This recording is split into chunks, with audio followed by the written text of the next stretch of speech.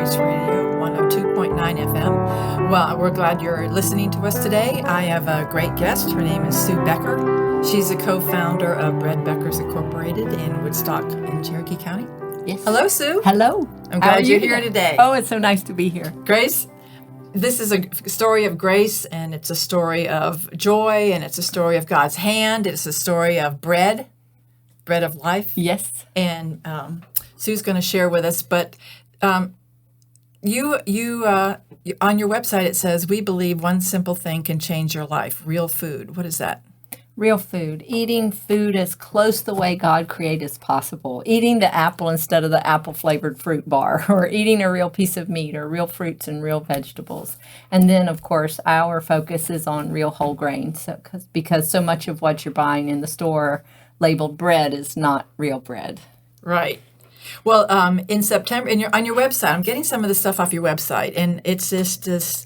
It's a beautiful picture of the verse that says, "Do not despise the days of small beginnings," in Zechariah 4:10. In September 1999, the Bread Beckers moved into a 10,000 square foot warehouse in Woodstock, Georgia, and it evolved into a shipping depot for supplies headed around the country into a proper storefront serving friends, clients, and visitors. Meanwhile, they unexpectedly became the South's largest grain supplier in an unexpected turn of events. The grain co-ops and extra space have turned the Bread Beckers Incorporated into the beating heart of a community. The warehouse now serves a full-service kitchen, store, and studio kitchen where they produce cooking classes and educational videos. How did you get there from being a homeschool mom in 1992 with 6 children in your house in Canton? Yes, quite miraculously. It was God's plan, and we've just watched it unfold. I graduated from the University of Georgia with a degree in food science. I went as a pre-med major because I loved the human body. I loved physiology and biochemistry. That was my jumping off place. But realized right away I wanted to be a mom and a wife and a mother, and so I didn't want to spend that much time in school and have that demanding a career. So I changed to food science, which was an up-and-coming industry. I worked for almost 5 years for Kraft Foods as a food microbiologist. And but even after graduating from college, I just continued to study the body and the way it works and the way it operates. And my jumping off place was always, if you're struggling with a health issue, then you're not getting a nutrient that God designed for your body to need and use. And so, because I just believe we're fearfully and wonderfully made. And so I would study my biochemistry books and think about, and what my body needed. And back in the 70s when I was studying so much, most of what you read was about supplementation. But then in 1991, I was introduced to this whole concept of milling my own flour at home with an in-home grain mill. The information that I read, the title of the article was How to Greatly Reduce the Risk of Common Diseases. It told the history of white flour, how it came to be, and then a short discussion on the common diseases that plague America and how it's directly related to our consumption of white flour, white bread, processed flour and bread. Lights went off. It made perfect sense. Why I never put the pieces of the puzzle together before, I don't know. But I knew with my food science background that what was done to the flour and the bread was not good. And then I knew from my biochemistry and physiology background that putting those nutrients back in that are lost when you process the flour, taking the bran and germ away and leaving only the white flour, which, by the way, has no vitamins and minerals, has proteins that we need, but all the vitamins and minerals are in the bran and germ that are discarded. So this all made sense to me. And as a mother that cared about the health of my family, I was born Southern, so I already cooked. We were already eating real food, just not real bread. So when I changed that one dynamic, my husband Brad purchased a grain mill for me for my birthday, and I started making the bread for our family. White flour has never come back into our home since 1991. I made bread today out of this flour. It was delicious. My kids loved it. My family loved it. Unlike the whole grain flour in the store that you try to bake with, it's totally different. But then the health benefits for our family became very immediate, very noticeable, very significant. So I was hooked and I was on fire. I'm a pretty passionate person. You're probably going to tell by the end of this. I think we can already tell. Talk session. But so you and Brad are the co-founder of Bread Beckers Incorporated.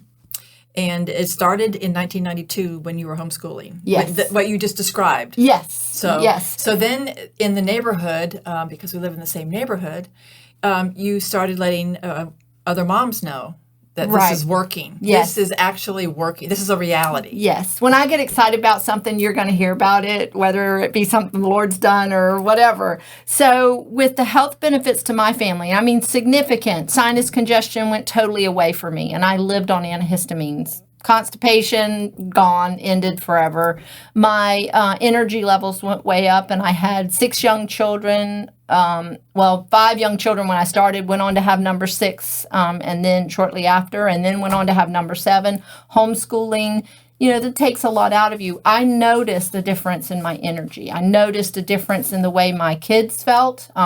We were no longer just constant snotty noses and sick all the time. So I became excited, and every potluck, every community event, I took the bread, and I became known as the bread lady. And the next thing I know, I would send people home with the leftovers, and I was making bread for other people. And the next thing I know, they were coming to me going, I feel better when I eat this bread. I can tell a difference. I have more energy. I poop every day or whatever. It's amazing the things people talk to me about. And so, the next thing I know, I just began to, I had my 6th child, and people were asking me, of course, for the bread, and I was baking more and more, and I was spending all my energy and making bread, and all of a sudden one day I was just completely worn out trying to keep up with making all the bread for my family and then now the community. And I'll never forget, my husband Brad was in construction, millwork, carpentry, and but he had, for years, we had talked about wanting a home-based business because we homeschool and just something we could do as a family. And Brad always said, I want a food-related business. But we didn't want a restaurant, and I made my own pizza, so people say, y'all ought to open a pizza place. We didn't really want that. And then one day it just hit me. Had all these people wanting the bread and telling me it made them feel good, and then started having people say, will you teach me how to make bread? And I'll never forget, Brad came home from work one afternoon from his construction job, and I met him in the driveway, quite overwhelmed and quite weary with, a young baby and 5 other children. And we sat down in the driveway in the porch swing, and I just looked at him and I said, I don't think I'm supposed to make bread for the world. I think I'm supposed to teach the world how to make bread for themselves. And it clicked. And we had talked about things, like I had even talked about a bakery with Brad, and he was like, no, but this clicked. And we contacted the company about selling grain mills. And so with a customer base of 4 people in our tiny little 1,300 square foot house with 6 children at the time, we started the Bread Beckers, and it was you, might I add, that helped named the company, because my husband being named Brad, one day you jokingly said to him, you are Brad Becker, but she is Mrs. Bread Becker. Yes. And so we called it Bread Beckers. We felt, it was a great name, and we since have learned Becker actually is a German name meaning the baker. So it's just the hand of God is everywhere. He had plans for us, and he led us and guided us every step of the way. So we continued our business in our home until 1998, when we simply outgrew it. We had more customers than we could deal with successfully. I began to speak and teach at the very homeschool shows that I had attended as a homeschooling mom, and as we shared the bread and shared the mill and the whole concept of this way of living, people began to share their testimonies with us of, my goodness, my cholesterol dropped 85 points in a month, and all I changed was the bread, or I'm no longer, have this issue or that issue. And as people began to share, I pulled out my textbooks, not just stuff on the internet, but my biochemistry, physiology textbooks, And I began to seek the Lord and ask, what is in this bread that would make someone's cholesterol drop 85 points in a month? And what's in this bread that would do this, this, this, and this, reverse anemia, reverse irritable bowel syndrome in just 2 to 3 weeks, get rid of warts in just 2 to 3 weeks, strengthen the immune system so you could fight that virus. So it's just, I continue to study, and I grew very passionate about the message because I knew it was real. And so we call our bread real bread. And I knew the hand of God was there, and it was going back and eating grains and bread the way they were designed by God, putting all the nutrients or keeping all the nutrients in there by not sifting out the bran and germ and milling it fresh when you're ready to use it, so that those nutrients don't oxidize and break down and be less nutritious. So the whole key is you're preparing the bread when you're going to eat it. It's not packaged anywhere. Well, or at least the flour. So when I go to make bread, I grind my flour, I make my bread. Now, once the bread is baked, the nutritional loss is minimal, so you could bake 6 loaves of bread at a time and eat on those, of course, over several days. But the key is milling that flour fresh, and then milling it yourself. You're assured that all the bran, all the germ, all the components of that grain are in there. Grains are seeds, and they're alive. If you plant them, they will grow. And that's what God intended us to be, the mainstay of the food. And every nutrient to nourish your body and sustain life is in grains, is in seeds. A few lacking in some will be picked up in others, so you eat a cross section. And that's why Jesus compared himself to bread. And because he is life-giving and life-sustaining. And we began to find that we were satisfied with the food we were eating. We didn't crave junky things. We didn't crave sweets because our body was given the nutrients that it needed. My kids began to even notice that other people tend to snack and eat all the time, and we just didn't. So, and Jesus says, I am the real bread of life, and he who comes to me shall be satisfied. This food is satisfying, and it fills you up. Because it's whole food. It is whole, real food. Yeah. Yep. And your body knows it. And your body knows it. Yes. And it's giving your body, not only is it filling you up, but it's giving your body the nutrients you need so you're not constantly craving foods. We crave food because the stuff we're eating that we call food is so nutritionally deficient. We're never satisfied. Right. So right now you and Brad and your staff and family have 10,000 square foot warehouse in Woodstock still, correct? Yes. And what's going on there? Oh gosh, it's a plethora of activity every day. Yes, in 1998 we really literally outgrew our home. We had bought a little trailer and we're keeping product in there. My oldest daughter, who was then I guess about 17, 18 years old, she was working all the time for us. And so we incorporated with a longtime friend that we used to sit at their house and try to think of a business we could go into together. And he came on board, and he is our office manager, and Brad and I are the passionate, and the travelers and the everything. But so we moved into this warehouse in 99, and we began to bring shipments of grain in here into the Southeast. You can't buy yeast bread making wheat here in the Southeast. We grow in Georgia, or in the southern United States, something called soft wheat is grown, which is your pastry flour, which is for biscuits and cakes, which is why Southerners are known for that.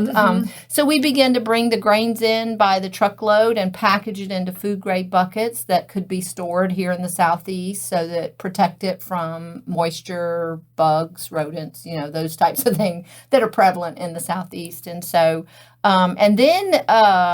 so we chugged along with that warehouse until 2009. And the building next door, 8,000 square feet, came available. So we moved our whole packaging facility into we call it the downstairs warehouse. It's just next door and it's down the hill. And so we do all of our packaging there, and we were able to turn our original 10,000 square feet into about it's 2,000 to 3,000 square foot studio classroom. It has a beautiful kitchen, and we do cooking classes there all the time, weekly usually. In fact, I just did one Saturday. I got one coming up this Thursday on great grains. and bread making. We do that. And then we have a big, actually walk-in retail store. I tell everyone we are the best kept secret in Woodstock. We are in an industrial park, Bell Industrial Park. So most people don't know we're back there because it's not a retail location, but we're there, and we have it's a full line of kitchen appliances, grain mills, bread machines, mixers, pressure cookers, dehydrators, and then every kind of grain and bean hole that you can imagine. Honey, baking supplies, all natural foods. Now we don't have produce. We don't have, I call it rotting food. It's foods that spoil. Everything is storable.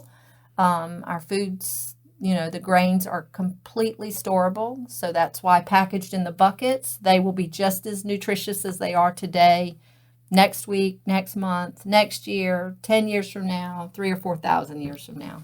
Tombs in Egypt were discovered that had kernels of grain in it, and that were believed to be 3,000 and 4,000 years old. And when they planted them, they grew. That tells you they're alive. Well, that's it's hilarious to me because I knew you when you were a homeschool mom and you were starting, and you had the phone ringing off the hook of women. Can I please come? Can you please can I get some bread? And, yes. Yeah. So.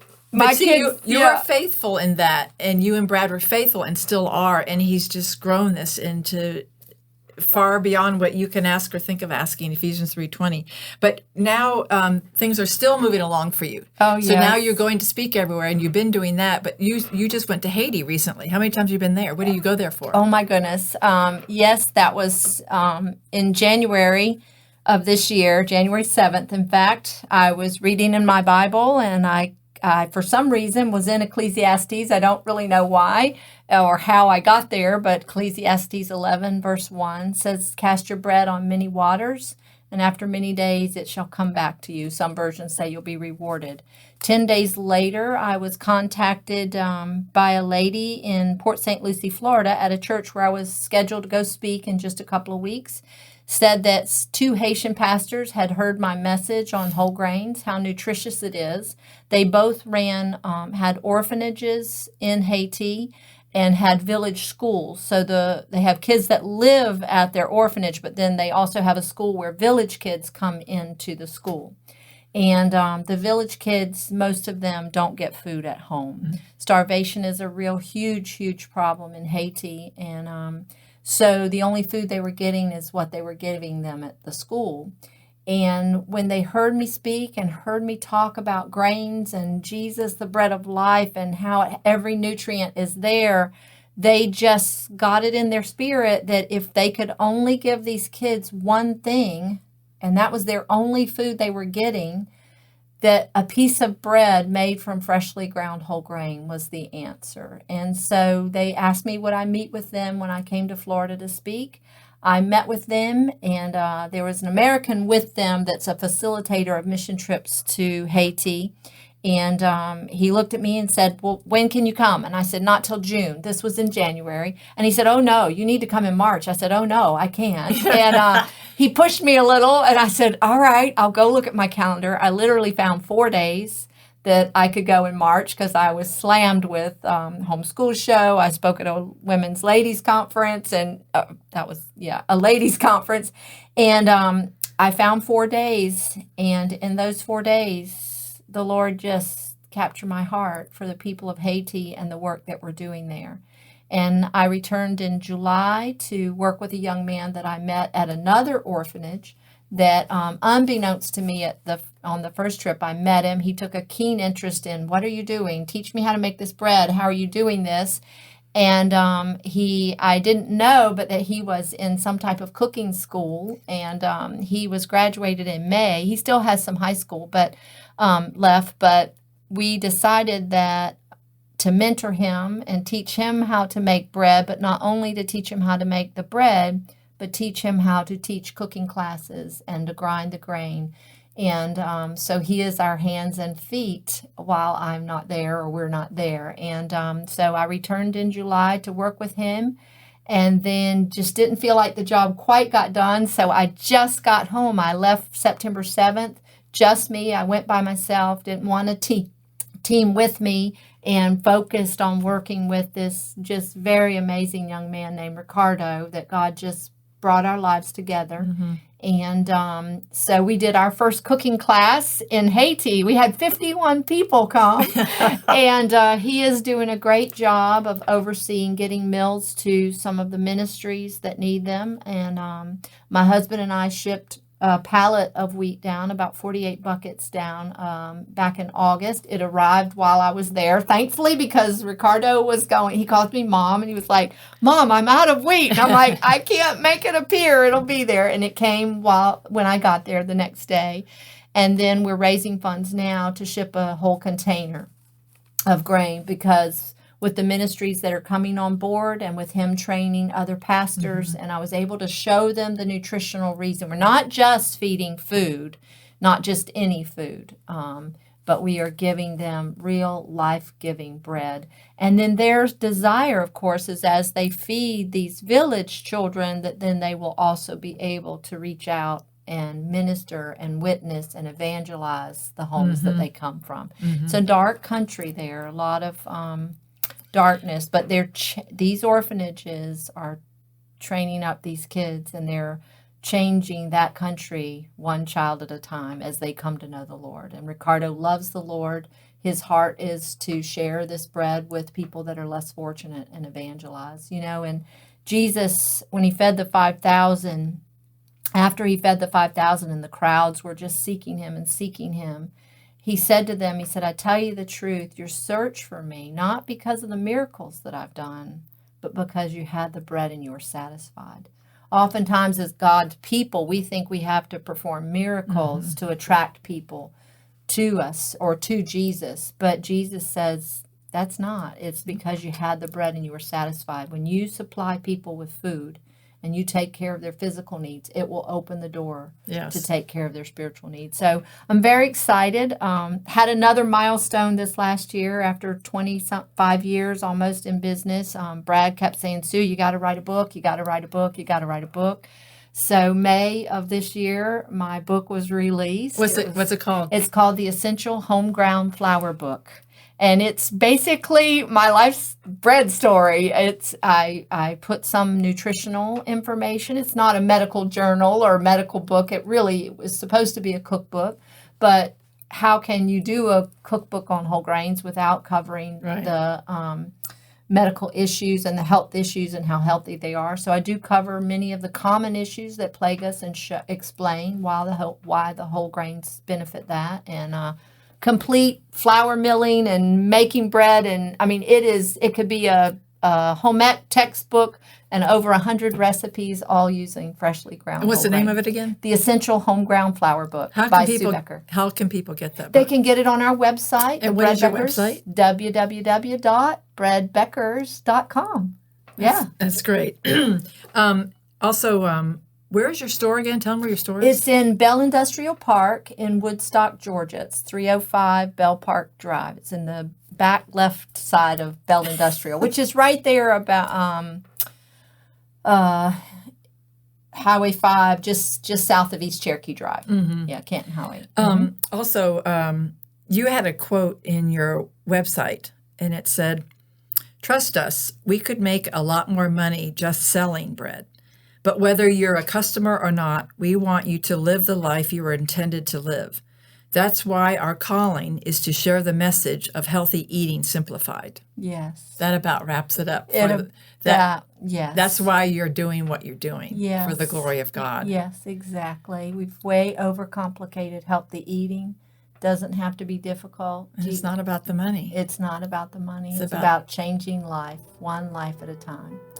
And the reward is so great when you see people's lives change, and so many families come in and say, my child doesn't have this, or I don't have that. And we now have literally thousands of testimonies of families that have improved their health with changing the bread they're eating. Glory to God for your faithfulness, because He's blessing the works of your hands in countless ways. Yes. But He's a great God. Yes, He is. And so we're having to wrap this up, and I'm sorry about that, because we could go on and on. But Sue Becker, you're a blessing and an encouragement.